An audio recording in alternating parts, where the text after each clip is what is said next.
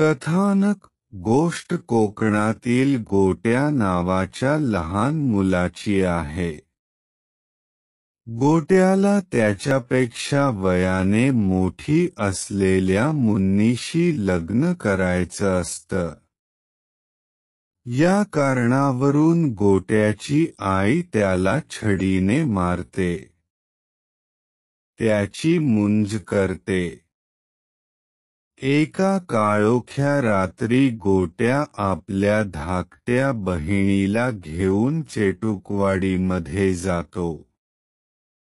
तिथे मोठ्या वृक्षाखाली तंत्रविद्येच्या सहाय्याने मुन्नीला आपली करण्याचा प्रयत्न करतो.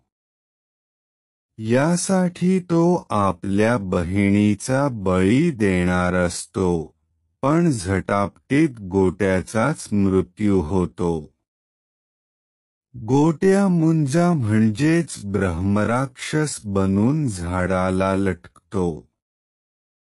त्यानंतर खरा खेळ सुरू होतो.